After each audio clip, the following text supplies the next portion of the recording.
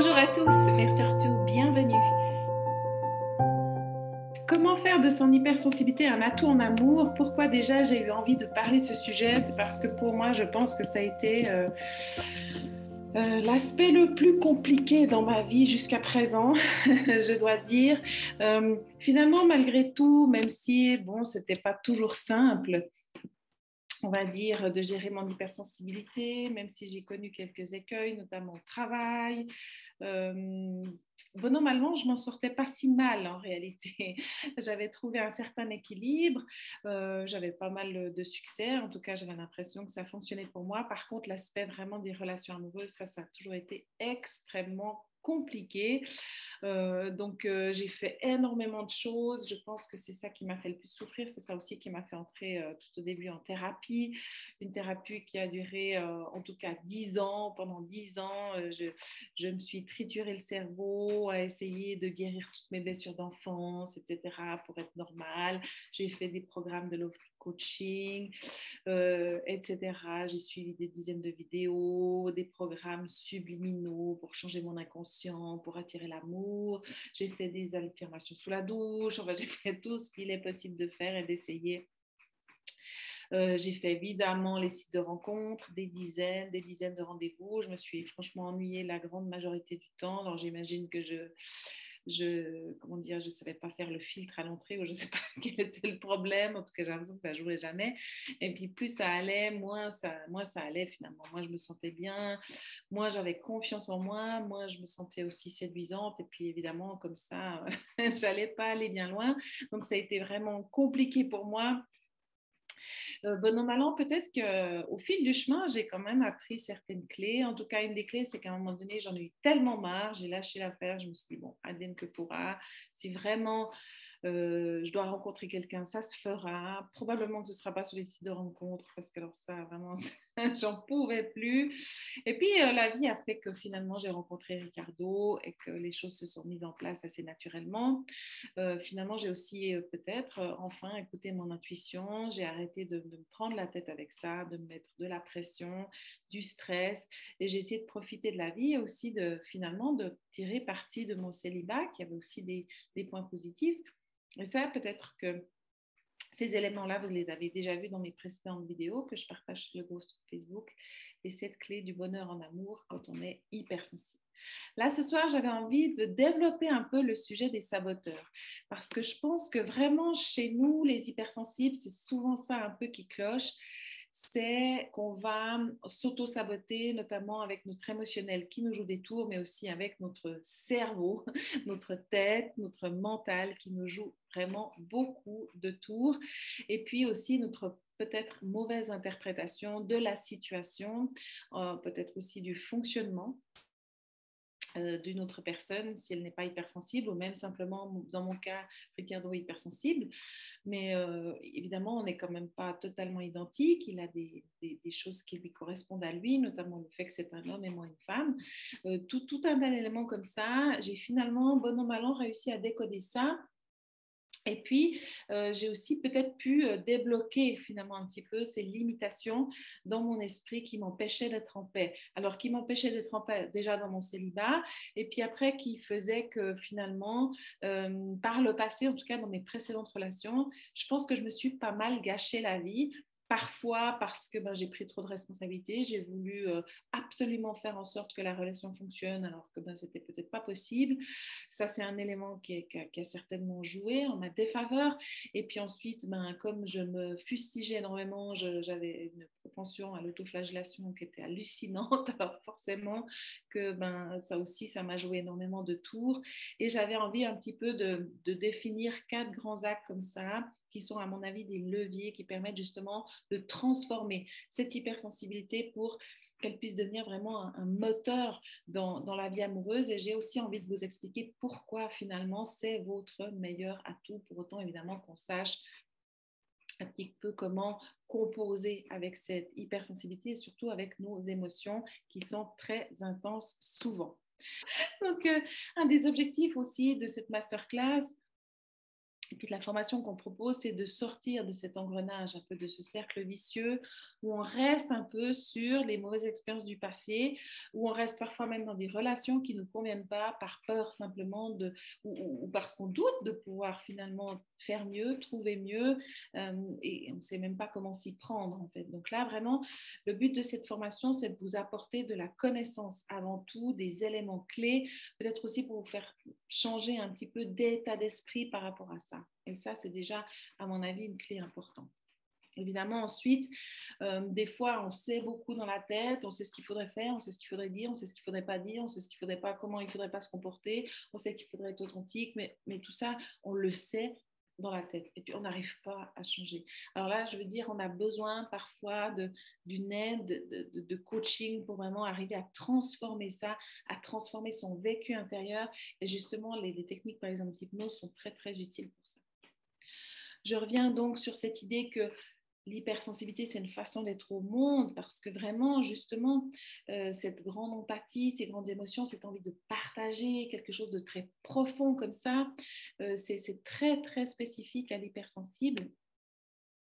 Et puis justement, il va souvent, l'hypersensible, on va dire, être en quête comme ça, presque existentielle, de l'amour parfait, de l'amour idéalisé, de l'amour inconditionnel. C'est vraiment dans ses valeurs, il est dans cette quête-là.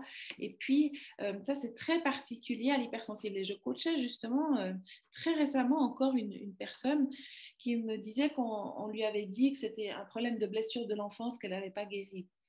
Moi, je ne crois pas à ça. Je crois qu'en fait, on vient au monde avec cette aspiration, cette quête tellement profonde de découvrir ce que c'est que l'amour, d'aimer, de créer ce couple, et puis de couple avec un conjoint, mais c'est aussi avec nos parents, avec nos frères et sœurs, etc. Et puis quand ça ne se passe pas comme ça, on est beaucoup plus profondément blessé, mais je crois que si vous voulez, cette quête, cette aspiration, elle prévaut à la blessure. Euh, Ça, j'en suis convaincue parce que sincèrement, même une fois qu'on a guéri toutes ces blessures, on a toujours encore envie d'aller profondément dans ce lien, de découvrir vraiment et d'évoluer avec l'autre. En tout cas, c'est ma conviction et c'est moi ce qui m'anime dans mon couple et ce qui m'a aussi permis de dépasser toute la souffrance que ça a été ces années de célibat, de tous ces échecs aussi que j'ai vécu dans ma vie amoureuse, qui m'a donné vraiment cet élan pour y croire encore et pour essayer encore jour après jour. C'est vraiment ça, cette quête que j'avais dans le cœur, au fond de moi, qui m'a permis finalement d'oser y croire encore parce que je n'étais pas du tout prête à renoncer totalement. Même si en partie j'avais renoncé dans le sens où j'avais compris que faire tellement d'efforts pour changer qui je suis, ça n'allait certainement pas m'aider du tout. Parce que même si j'avais réussi dans ce mood-là, dans cet état d'esprit-là, à créer un couple, je ne me serais jamais sentie épanouie parce que j'aurais jamais pu être moi-même. Donc ça, j'avais renoncé à cette idée qu'il y avait quelque chose que je pourrais faire ou on va dire des techniques que je pourrais apprendre pour séduire ou je ne sais pas quoi faire, comme j'avais appris dans mes programmes de coaching. Ça, c'est clair, cette idée-là, j'ai totalement abandonné. Ça me frustrait beaucoup trop et c'était beaucoup trop, presque à un moment donné, humiliant, j'ai trouvé. En revanche, je dirais de fondamentalement continuer d'y croire, ça permet aussi au niveau énergétique et à l'univers de travailler dans votre sens et de pouvoir vous permettre aussi de vous préparer à cette rencontre qui est très certainement aussi organisée, en tout cas ça c'est ma croyance, depuis bien longtemps, peut-être même avant notre arrivée sur Terre. Et donc je suis convaincue que les personnes ne se croisent jamais par hasard, qu'elles n'entrent jamais en relation par hasard et qu'elles ne créent jamais un couple par hasard. On a tout le temps quelque chose à apprendre. Après, c'est vrai que certains couples sont faits pour durer une saison et d'autres pour durer toute une vie. Et ça, on ne le sait pas forcément au début, quoique, je dirais.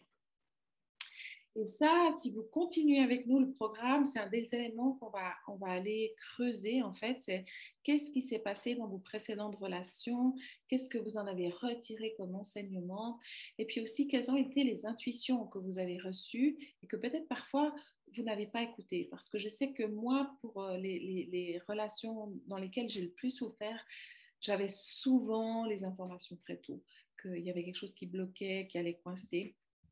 Mais quelque part, ben, je n'avais pas trop envie d'y croire, je n'avais pas trop envie d'écouter parce que je voulais tellement que ça fonctionne. Et du coup, ben, j'ai un peu fait l'impasse là-dessus. Évidemment, à un moment donné, ça s'est effectivement passé comme mes intuitions l'avaient prédit. Et puis, je me suis retrouvée blessée dans cette relation. Et puis, finalement, après, des fois, j'en ai pris pendant longtemps. Enfin, bref. Donc, qu'est-ce qui se passe quand on est hypersensible en amour, avec cette grande empathie, des émotions qui sont on-off comme ça, hein, soit on est super ému, soit pas du tout.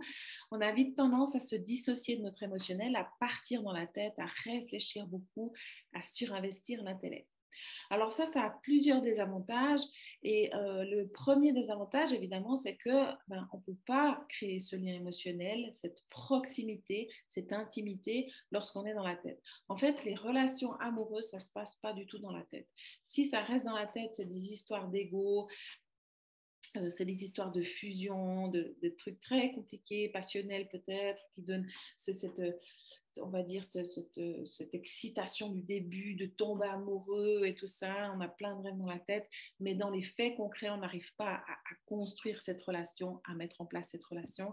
Et ça, je dirais que évidemment, c'est un frein très important. Donc, l'idée, ça va aussi être de comprendre ça, que mon hypersensibilité, ça peut être mon meilleur atout, dans le sens où, évidemment, ça me permet de créer ce lien émotionnel, j'ai envie de comprendre, j'ai des aspirations vraiment pour créer ce couple, j'ai à cœur la bienveillance, le partage, donc ça, c'est évidemment fondamental pour créer une relation de couple. Après, mes émotions, ça peut aussi être un défi, je peux entrer en résistance, je peux avoir des blessures. La timidité aussi, c'est un blocage très important.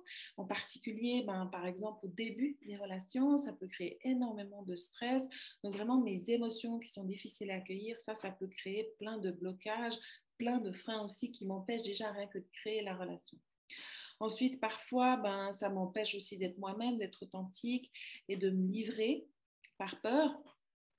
Donc, voilà, forcément, dans ces cas-là, je ne suis pas vraiment dans l'intimité et je ne suis pas en train de créer une proximité, une vérité, en fait, qui sont la base de la confiance et de l'amour. Ce qui est compliqué aussi, c'est quand je ressens les émotions des autres, parce que déjà, moi, mon émotionnel, c'est pas simple. Alors, en plus, quand ça vient s'embrouiller avec ceux de mon partenaire, ce qui vit, je sais plus ce qu'il y a à moi, je sais plus ce qu'il y a à lui, on entre dans la confusion, ça peut être stressant. Et puis, justement, j'en ai déjà un peu parlé, cette hyper-intellectualisation, cette hyper-analyse, un besoin d'anticiper, pas mal aussi de projection, et puis un peu cette tendance à entrer dans des relations imaginaires. Ça, je vais encore développer un peu plus loin ce sujet-là, mais c'est typiquement moi, alors là, classique, j'avais tout le temps envie que ça marche, donc j'avais à peine parlé, et ça, je me souviens, je faisais déjà ado, en fait, hein. J'avais des fois à peine parlé aux garçons qui me faisaient rêver, et puis je m'imaginais déjà dans ma robe de mariée, puis j'étais complètement dans un truc totalement mentalisé, et dans les faits, il ne se passait jamais rien. La plupart du temps, je n'osais même pas leur parler.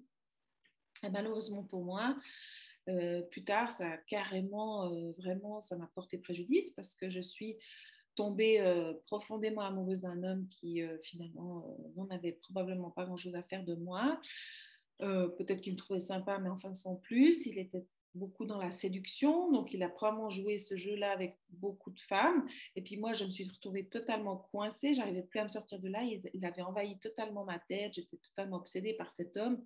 On a eu un début de relation qui s'est évidemment caractérisé par un échec total. Et puis, ça m'a pourri la vie. J'ai dû quitter mon travail, tout redémarrer ailleurs. Donc, ça a été vraiment, vraiment quelque chose qui m'a beaucoup coûté émotionnellement. Après, c'est vrai que j'ai énormément appris, pas rien qu'au niveau des relations amoureuses, mais aussi de mon fonctionnement à moi. Donc, in fine, c'est clair, c'est positif, tout ça, tout ça, tout ça. Mais enfin, si vous pouvez vous éviter un tel écueil et que ça vous coûte aussi cher, vraiment, j'aimerais pouvoir vous offrir un raccourci parce que là, je souhaite à personne ce qui m'est arrivé. Une tendance à penser que tout le monde aussi partage son fonctionnement, ça c'est un des pièges aussi très classiques. Donc je vais m'imaginer que tout le monde va être honnête comme moi, que tout le monde voudra partager avec la même intensité, que tout le monde sera dans la même authenticité. Non, pas du tout. C'est clair que non. Et puis, ça peut créer pas mal de malentendus, de mauvaises interprétations, mais on peut aussi carrément entrer dans des trucs toxiques de manipulation. Et puis, les gens ne manipulent pas toujours consciemment, il ne faut pas toujours exprès. Des fois, c'est par maladresse. Hein. Mais en tous les cas, voilà, de toujours penser que les gens ben, il ne ferait jamais ça. Enfin, moi jamais j'oserais faire ça avec quelqu'un. Ben oui, il y a des gens qui osent faire ça. Donc, c'est bien quand même de garder un petit peu de recul comme ça, de discernement et de ne pas aussi croire tout ce qu'on nous dit. Parce que je ne sais pas, pour les hommes, j'ai l'impression que les hommes sont peut-être un peu moins crédules, mais moi, en tout cas, j'ai un peu tendance à croire que ce qu'on me dit, c'est la vérité. Et puis, j'ai observé deux choses, c'est que des fois, ce n'est pas la vérité, mais dans la plupart des cas, les gens, quand ils le disent, ils le pensent, sauf que ça ne dure pas. Et puis, le lendemain, c'est parti comme c'est venu. Et puis, moi, je suis persuadée, j'ai pris ça pour argent comptant. Et puis, voilà, je me fais un peu piéger. Et je dirais que ben, c'est clair que les hommes aussi, par exemple, parfois, euh, ils vont peut-être s'intéresser à créer une relation avec vous, mais les femmes, mais a priori, ils n'en savent rien dès le départ. Et puis, ben, nous, on aimerait déjà finalement être fixés dès le début parce qu'on cherche un peu la sécurité. Et puis ça peut aussi créer pas mal de malentendus, ces différences en fait de fonctionnement et d'attente en fait aussi dans les débuts de la relation. Donc ça, c'est important d'être au courant de ça, puis de se mettre un petit peu à la page et de se demander, OK, qu'est-ce que l'autre attend en fait, quel est, qu'est-ce qui l'anime en fait. Et puis Ricardo justement m'expliquait lui les débuts de relation, la première rencontre. Elle disait, mais moi, je suis tellement stressée, enfin, en train de me demander, oh là là, mais voilà, qu'est-ce qu'elle va penser si je dis ça, si je fais ça, que, en fait, il disait, mais moi, j'écoute à peine ce qu'elle dit, quoi, parce que j'arrive de la personne. Et évidemment, nous, on se dit, ouais, il m'a dit ça, il le pense et tout, c'est vraiment quelqu'un d'ultra profond. Puis en fait, ben, lui, il essaie simplement peut-être de gérer son stress. Et puis dans le moment, voilà. Donc, c'est juste pour dire que c'est important de garder ce discernement, de ne pas trop partir dans la tête, de ne pas trop partir dans le fait que ce qui est dit, c'est un engagement pris sur du long terme. Tout ça, ça permet aussi d'éviter pas mal d'écueils, je dirais, en tout cas dans les débuts de relation. Donc, quels sont les pièges finalement que j'ai envie de développer plus abondamment ce soir, plus profondément ce soir? J'en ai choisi 4. Bon, c'est arbitraire, hein, c'est ceux auxquels moi j'ai pu penser. Le premier, c'est le manque de confiance en soi. Pourquoi j'ai choisi ça? Parce que ça, c'est un truc d'hypersensible, il manque de confiance en eux. Alors, bon, des fois, ben, c'est on va dire, par modestie, mais déséquilibré, en fait. Ils ont tellement peur, finalement, d'être prétentieux qu'ils en finissent par s'empêcher de briller, quoi, quelque part. Et puis, ils osent tellement pas dire qu'ils ont des qualités qu'ils sont presque obligés d'insister sur leurs défauts. Enfin, ça devient des fois presque comique. Et du coup, ils avancent un peu comme ça dans la vie avec une jambe de bois. Parce que moi, je suis convaincue en fait que la confiance en soi, c'est une protection immense. Et puis, c'est aussi, ça permet d'attirer à soi. Et ça, j'en suis vraiment sûre. C'est-à-dire que quelqu'un qui a confiance, en général, il a tendance à rayonner, il va avoir un certain charisme, une présence qui va faire qu'on le remarque. Alors que, à l'inverse, la personne qui manque de confiance, elle se voit un peu la tête en bas, elle va faire envie de s'enfiler dans un trou. En tout cas, moi, je me souviens que souvent, j'avais envie de faire ça, que de carrément personne me voit. Et puis, du coup, ben, c'est clair que pour entrer en relation, mais ça complique extrêmement les choses. Alors après, c'est pas impossible parce que j'ai vu, moi personnellement, plein de personnes qui manquaient de confiance en elles et puis qui étaient en couple et heureuses en couple, mais en général, elles ne manquaient pas de confiance au niveau affectif. Toutes les personnes que j'ai pu accompagner qui étaient bien dans leur couple, au niveau, on va dire, de l'affectif, elles étaient en confiance, elles se sentaient en sécurité. Et ça, à mon avis, c'est un atout très important aussi pour mettre une dynamique saine dans leur relation. Et là, vraiment, il y a des éléments qui permettent de saboter une relation dès le début. Et c'est ça, c'est quand je viens avec toutes mes peurs. Ma peur du rejet, ma peur de l'abandon, les dépendances affectives. Et puis du coup, je donne tout mon pouvoir à l'autre et lui va me donner la sensation que je suis une belle personne. Lui ou elle va me donner la sensation que j'existe. Il va me remarquer, elle va me remarquer. Donc forcément. Et là, en fait, je perds tout mon pouvoir, je perds toute mon énergie. Et si on regarde ça d'un point de vue énergétique, ben, je suis complètement drainée quelque part, je suis sans défense. Et puis, je me fais très facilement manipuler par mon cerveau, parce que la personne aura envie de me dire, etc. Et puis, du coup, après, il y a plein de pensées comme ça. Ouais, de toute façon, je suis pas, ma personnalité, c'est le problème, mes émotions sont le problème, c'est moi le problème. Et puis, je ne mérite pas, et puis tout un tas de trucs comme ça, ça peut être. Alors, chez les hypersensibles aussi, après, ça peut vite passer dans le down, mais vraiment down. Et moi, j'ai vu des personnes que j'ai accompagnées après avoir vécu une histoire où elles se sont, enfin en tout cas elles ont le sentiment d'avoir été manipulées, de cette fait avoir, elles sont tombées très très bas dans la déprime. Et moi je me souviens aussi que ça pouvait vraiment m'emmener mais des ténèbres hallucinantes. Et ça, je pense que justement, si dès le départ, je suis en confiance, je me sens protégée comme ça, je garde aussi plus de discernement et ça m'évite, encore une fois, de tomber dans tout un tas d'écueils et ça me permet d'avoir une clarté d'esprit et d'écouter surtout mon intuition. Parce que moi, j'en suis persuadée, c'est la clé. Non seulement pour rencontrer la bonne personne, mais pour savoir comment créer la relation, comment entretenir cette relation. Ça permet d'avoir confiance aussi dans la personne, dans l'avenir. Pour moi, vraiment, c'est la clé fondamentale. D'ailleurs, pas uniquement en amour, mais pour être épanoui en tant qu'hypersensible, à mon avis, c'est vraiment ça le plus important. Calmer sa tête, trouver sa sécurité intérieure et se connecter à son intuition. Vous me direz, c'est facile à dire, c'est moins facile à faire. C'est clair. Mais en tous les cas, vous voyez un petit peu là où je vais en venir. Donc, le manque de confiance en soi, c'est très courant chez les hypersensibles. C'est quelque chose qu'on peut tout à fait améliorer. Après, ça restera quand même certainement quelque chose qui peut être assez rapidement ébranlé. Donc, il y a vraiment aussi des techniques, des choses en fait qui permettent de booster cette confiance en soi et l'hypnose. En tout cas, c'est un outil excellent pour ça. Si vous avez besoin, écrivez-moi, je vous envoie une vidéo ou un enregistrement. Il y a vraiment des outils ultra puissants qui peuvent changer comme ça rapidement votre état d'esprit. Et encore une fois, l'aspect positif, c'est que les hypersensibles sont souvent très réceptifs à ça. Alors, finalement, entre manquer de confiance en soi et porter un masque, franchement, c'est une autoroute. Voilà. Dès que je manque de confiance en moi, je ne vais pas être authentique. C'est clair, c'est évident. Voilà. Il n'y a pas à se poser la question. Si vous n'avez pas confiance, vous n'avez pas le choix. Vous êtes obligé, quelque part, de contrôler. Donc, je ne suis pas authentique. Alors, des fois, je m'en rends même plus compte. Hein. C'est-à-dire que j'ai pris l'habitude comme ça de m'adapter et puis je n'arrive plus à la perdre. Donc, c'est aussi un chemin, on va dire, de retrouver son authenticité. Donc, souvent aussi, ça piège les hypersensibles qui finalement n'arrivent pas trop à poser leurs limites, ils n'arrivent pas trop à dire non, et puis ils n'osent pas trop poser de questions, ils sont un peu là, comment dire, ils avancent sur la pointe des pieds comme ça.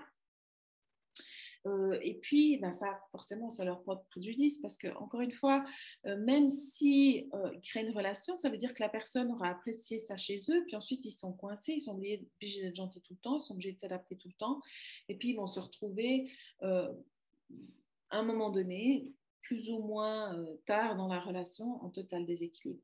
Et ça peut aller très loin. Hein. Moi, j'ai vu des personnes qui étaient vraiment totalement coupées de leur élan vital parce que finalement, elles se sont perdues dans la relation. Et ce n'est pas toujours la faute, la très grande faute du partenaire. Hein. Souvent, moi, je trouve que c'est notre responsabilité à chacun, finalement, d'avoir le courage d'enlever ce masque, de se montrer vulnérable pour être authentique dans la relation et pour assurer justement cet équilibre. Alors, ça commence par le manque de confiance en soi. Ensuite, évidemment, on porte un masque. Et puis là, justement, on va commencer à interagir au niveau de la tête. Pourquoi? Parce que justement, on commence à se demander comment est-ce qu'il faut faire et on commence à réfléchir à ça et puis peut-être qu'on a lu un bouquin sur la loi d'attraction qui disait qu'il fallait je sais pas quoi pour attirer l'amour, faire ci, faire ça, faire tel truc et puis on commence à s'imaginer avoir des signes partout mais en fait on est beaucoup dans la tête, on est beaucoup de l'intuition et puis on entame des relations que moi j'appelle imaginaires et ça j'ai vraiment eu envie d'en parler parce que moi c'est le truc qui m'a pourri la vie. Franchement, je sais pas combien d'années j'ai perdu à me prendre la tête pour cet homme-là qui ne s'est, encore une fois, jamais vraiment intéressé à moi. C'est vraiment pathétique, en fait. C'est vraiment très triste à dire. Et ça, c'était parce que justement, j'ai passé énormément de temps à réfléchir à lui, à ce qui pouvait lui arriver à lui, à essayer de détecter, de machin. Euh, alors qu'en fait, lui, c'était juste un séducteur. Il était certainement ravi de toute l'attention que je lui portais. En même temps, hein, si vous êtes un petit peu ouvert à ces questions énergétiques, ben, dès que je pense à quelqu'un, ben, je lui donne mon attention, je lui donne mon énergie. Donc moi, je me vidais total de mon énergie, je me sentais mal, je manquais de confiance en moi. Ça a commencé à foirer dans mon travail, dans tous les aspects de ma vie. Et comme par hasard, j'imagine que lui, ben, il devait se sentir mieux. Et puis, ben moi, j'y croyais en fait. J'étais persuadée, chaque fois qu'il me donnait une miette de pain, que voilà, on allait créer une grande histoire d'amour. Enfin, des trucs, mais avec le recul, je me dis, mais comment j'ai fait? Comment j'ai fait pour me raconter un truc pareil? Et ça, c'est vraiment, j'étais trop dans ma tête, j'étais coupée de mon intuition. Et puis, j'avais totalement perdu tout mon discernement. Là, vraiment, si vous êtes là-dedans, je vous encourage soit à suivre la formation, soit à prendre rendez-vous vraiment à faire quelque chose en fait pour sortir de là, parce qu'il y a vraiment des techniques qui permettent de redonner vraiment vos discernements rapidement, de vous permettre de sortir d'une espèce de rêve cauchemar en fait. Là, dans ce piège, il y a aussi, ben, évidemment, de penser que tout le monde a les mêmes valeurs que vous, que les personnes ne vont pas vous mentir, qu'elles ne vous cacheraient pas certaines informations, que les gens ne font pas juste ça pour coucher, ben oui, certains oui. Que les gens ne font pas juste ça pour, ben oui, certains oui. Et puis aussi, en tout cas, un manque d'interprétation, en fait, de croire trop ce qu'on nous dit et de ne pas attendre que ça se vérifie dans les actes. Ça, vraiment, c'est chez les hypersensibles idéalistes comme moi, de comprendre en fait que c'est les actes qui comptent. Euh, je peux dire n'importe quoi en fait, mais est-ce que je l'incarne vraiment? Voilà, parce que après, je peux avoir plein d'idéaux comme ça dans ma tête, mais après, est-ce que j'ai le courage et j'ai vraiment la congruence aussi de finalement poser des actes par rapport à ça? Et ça, c'est vraiment crucial de comprendre aussi que la relation, c'est quelque chose qui se construit. Donc, si c'est dans ma tête, il n'y a rien qui est construit. Ça n'existe pas. C'est un truc que j'ai rêvé. Il faut que je me réveille absolument. Euh, et puis, ça se construit petit à petit et ça se construit aussi parfois dans les difficultés. Et encore une fois aussi, on ne connaît jamais vraiment le potentiel d'une relation qu'une fois qu'on a eu au moins un conflit, on va dire, sans forcément qu'on jette des assiettes à la figure, mais qu'on a réussi à dépasser justement ces couacs dans la relation, dans la communication. Et ça permet de finalement aussi, à un moment donné, de revenir dans la réalité et d'entrer dans la construction vraiment de la relation, dans l'échange, dans l'intimité. Donc ça, alors si vous n'êtes pas en couple, c'est très intéressant de vous poser la question quand vous faites des rencontres, en fait, quel est le profil avec lequel vous pensez que vous allez pouvoir vous épanouir en couple? Est-ce que vous cherchez plus la stabilité? Est-ce que vous cherchez quelqu'un d'hypersensible comme vous? Est-ce que vous cherchez quelqu'un qui a envie de partager telle ou telle passion, tel ou tel hobby? Ça, c'est vraiment des questions à se poser. Après, d'aller trop dans les détails, à mon avis, c'est de toute façon un peu illusoire, même si certains le préconisent. Mais moi, je suis plutôt dans l'idée de vous dire quelles sont les valeurs, en fait, fondamentales qui font que moi, j'ai besoin que ce partenaire partage avec moi, sinon ça va coincer. Et de réaliser vraiment que tout le monde ne pense pas comme moi, que tout le monde n'a pas les mêmes valeurs, et de vraiment chercher à comprendre qu'est-ce qui anime cette personne-là et quelles sont ses valeurs, qu'il soit ou pas hypersensible d'ailleurs. Voilà, vraiment sortir du rêve, entrer dans la réalité, dans la construction de la relation, ça c'est une clé très importante. Si vous êtes en couple, sachez une chose, c'est qu'il y a dans les couples heureux comme dans les couples malheureux, il y a environ 69% de conflits qui sont irrésolus. Donc le conflit, voilà, ça fait partie de la relation de couple. Et les couples heureux en ont tout autant que les couples malheureux. La différence, en fait, c'est comment est-ce qu'ils appréhendent ça, comment est-ce qu'ils dialoguent là autour, et surtout, est-ce qu'ils vont s'attendre à ce que la personne change ce qu'elle ne peut pas changer ou pas. Donc là, si je suis en couple et que j'ai des difficultés vraiment dans mon couple, c'est de comprendre déjà quel est le profil de mon partenaire, quel est moi mon profil, et de démêler un petit peu tout ce qui concerne les différences finalement de profil que personne ne peut changer.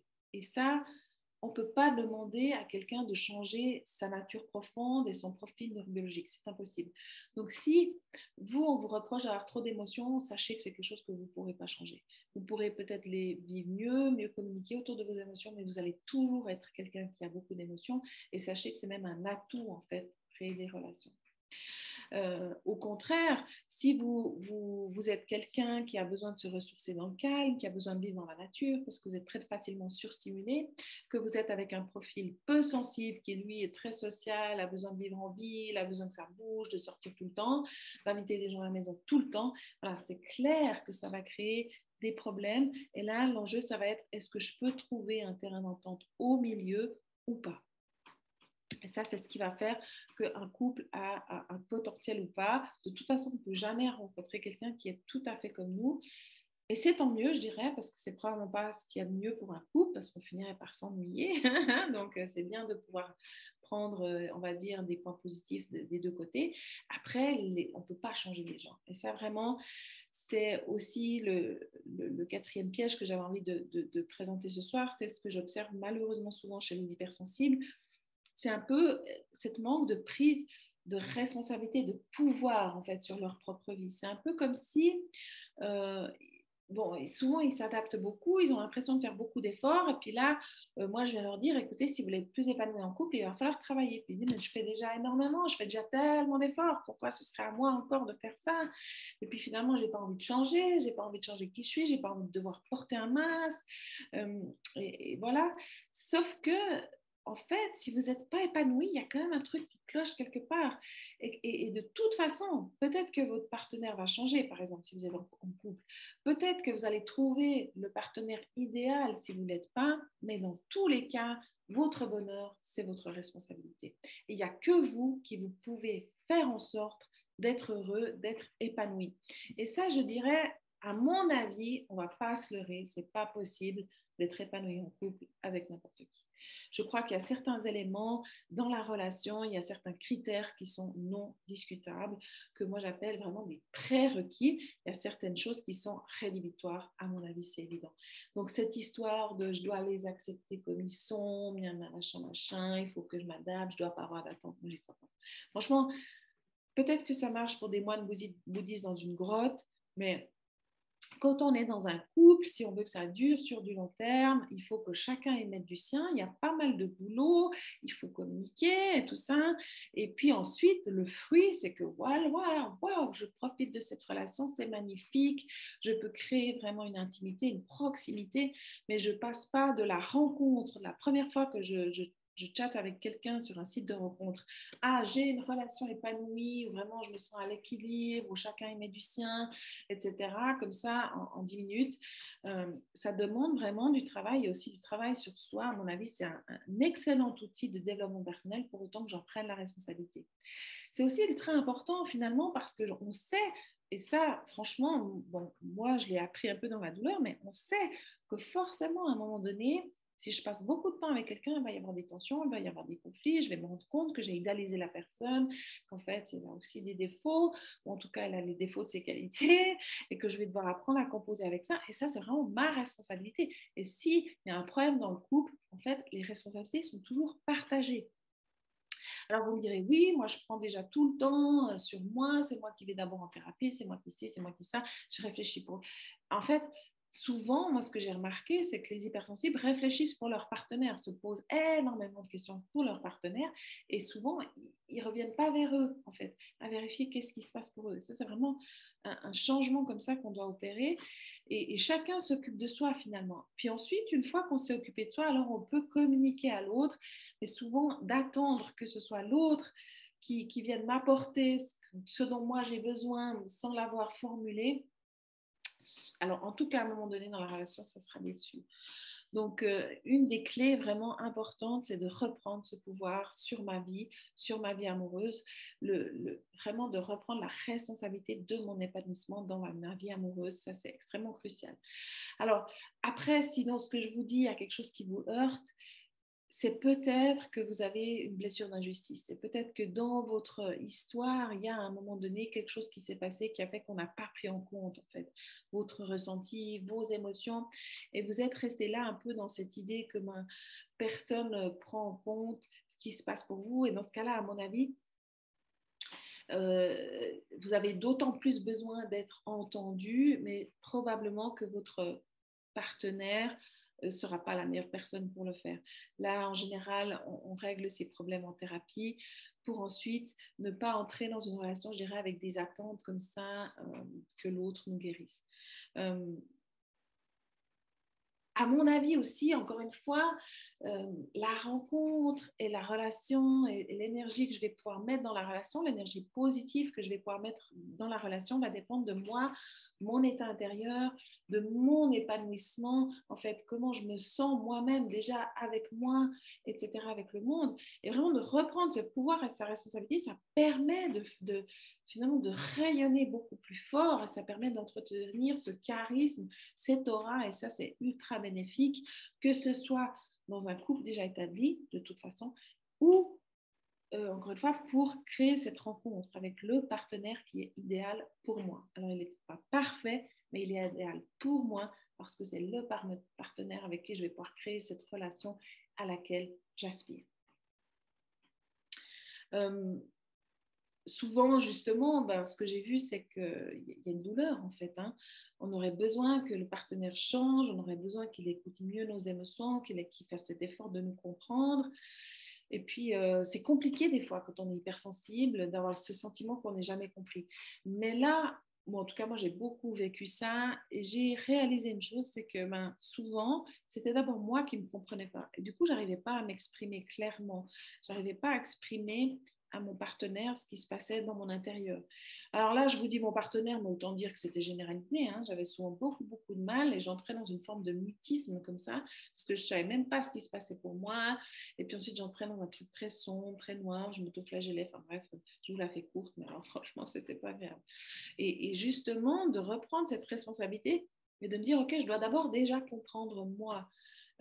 Faire cet effort pour moi, en fait, aussi d'être dans la bienveillance pour moi. Et ça a été un outil ultra puissant parce que, en tous les cas, ça m'a permis aussi, j'ai envie de dire, de défendre mon point de vue dans les situations où j'ai eu à le faire. Pas forcément dans le couple, mais dans plein, plein d'aspects de ma vie, de vraiment pouvoir en anglais, on dit stand up for yourself. Donc, ça veut dire quelque part se lever pour soi et aussi se positionner vraiment clairement dans ce qui est juste pour nous.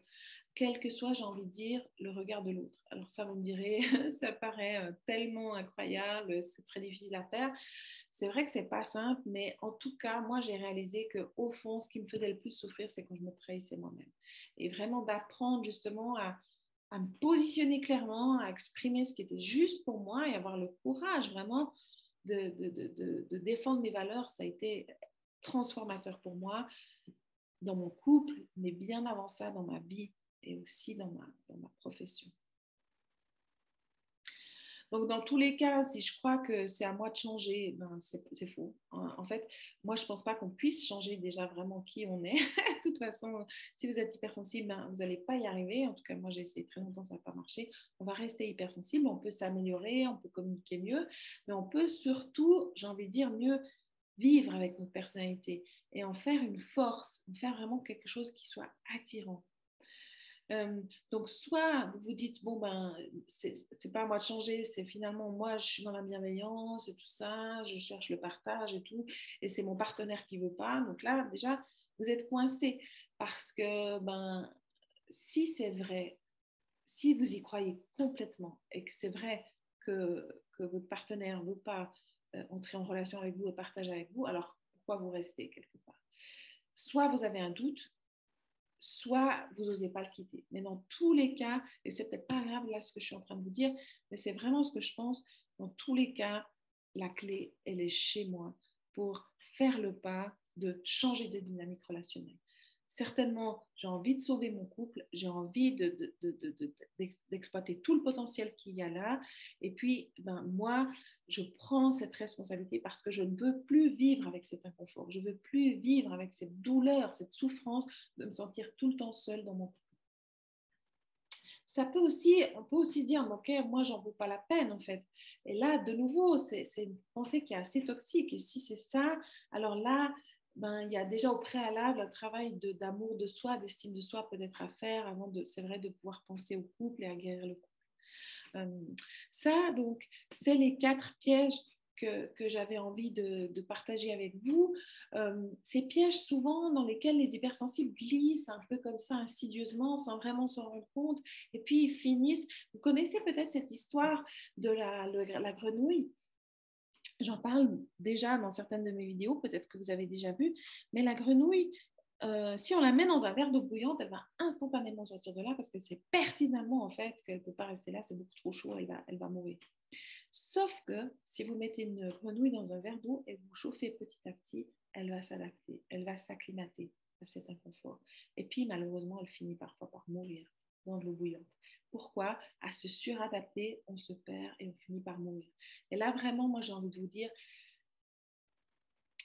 si vraiment vous sentez au fond de vous que vous manquez d'épanouissement dans votre vie amoureuse, reprenez votre pouvoir, faites quelque chose pour aller de l'avant, pour pouvoir changer cette dynamique-là. D'abord pour vous, parce que vous le méritez, parce que vous le valez bien, parce que franchement, vivre comme ça toute sa vie, c'est affreux. Moi, j'ai vécu comme ça très longtemps, où j'étais persuadée de ne pas être séduisante, etc. Ça a été très douloureux. Et vraiment, moi, je vous souhaite, et moi, je suis une hypersensible, je suis passée par là, j'ai connu tout ce qu'on peut connaître en termes d'autoflagellation mentale, j'ai fait toutes les erreurs qu'il est possible de faire dans mes couples, j'ai fait toutes les erreurs qu'il est possible de faire dans les premières rencontres. Si ce n'est que j'ai jamais été avec une personne qui m'a violentée ou quoi que ce soit, mais sinon, franchement, voilà. Et je peux vous dire, il y a vraiment des éléments qui permettent de transformer ça. Il y a des choses, si je les avais su plus tôt, je suis persuadée que j'aurais pu probablement vivre plus sereinement les années où je me suis en fait perdue dans des marasmes intérieurs. Je peux vous assurer que tout est possible en fait. À partir du moment où c'est notre esprit qui crée notre réalité, c'est notre énergie qui crée la relation, tout est possible pour autant que je me réapproprie ce pouvoir et cette volonté et aussi cette envie.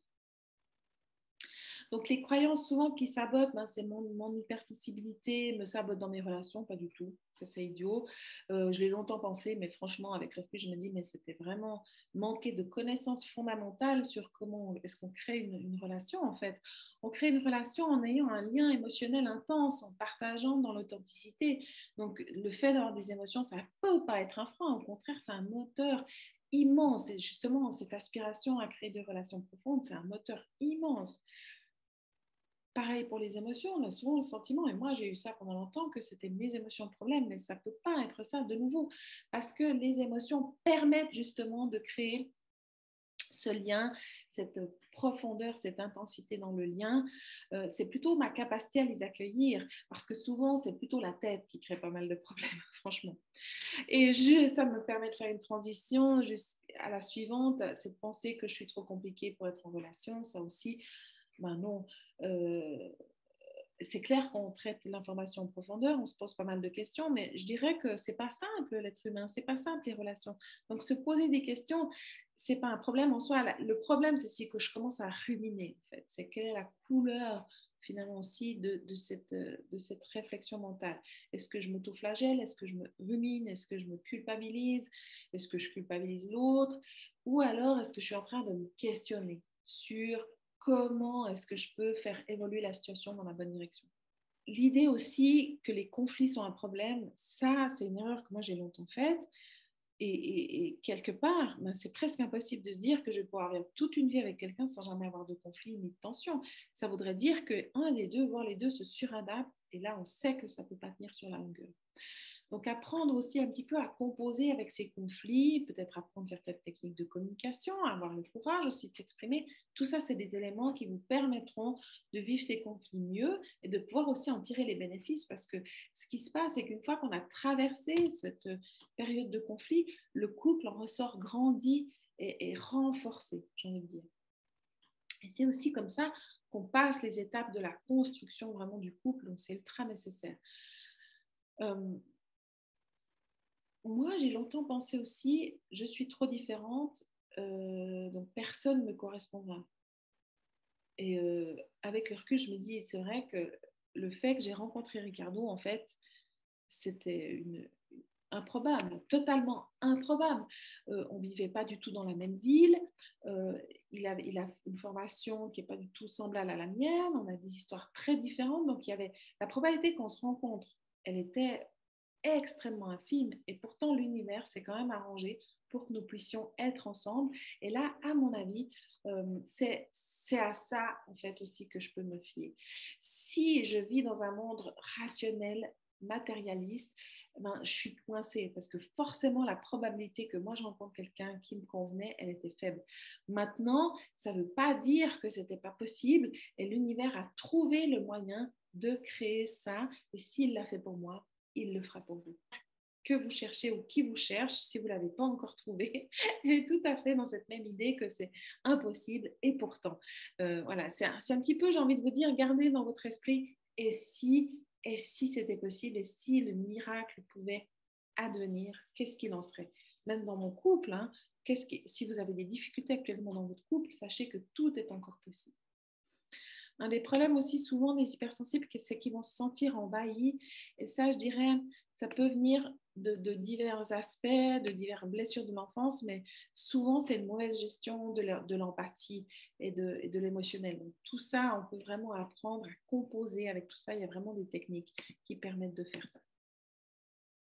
Comment alors transformer son hypersensibilité en atout? Eh bien, je reprendrai cette image du graphite.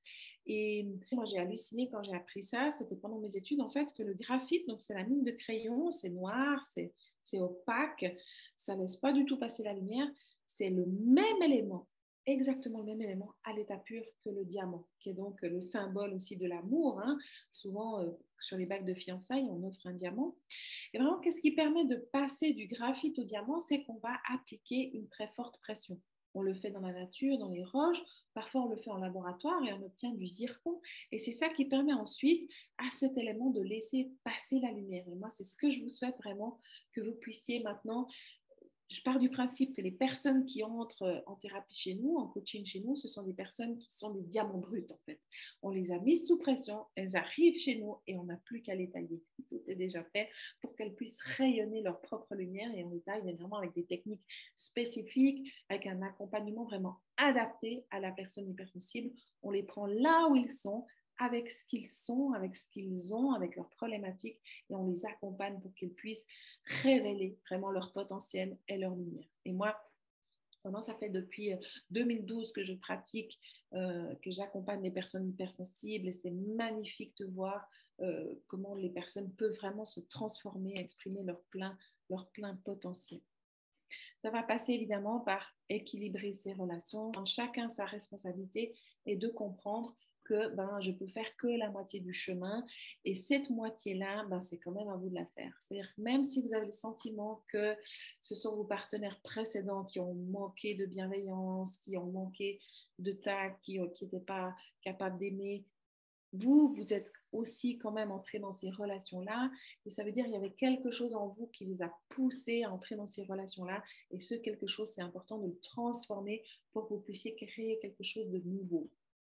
En tout cas, c'est vraiment ce que je vous souhaite, de devenir le maître de votre vie, l'acteur vraiment de votre vie amoureuse et pas d'être un acteur figurant dans la vie amoureuse des autres. C'est vraiment ce que je vous souhaite et c'est aussi pourquoi je fais toutes ces vidéos, pourquoi je fais ces masterclass, pourquoi on propose ces programmes de formation. C'est vraiment pour permettre aux hypersensibles de plus en plus de connaître cette vie pleine de joie, pleine d'épanouissement.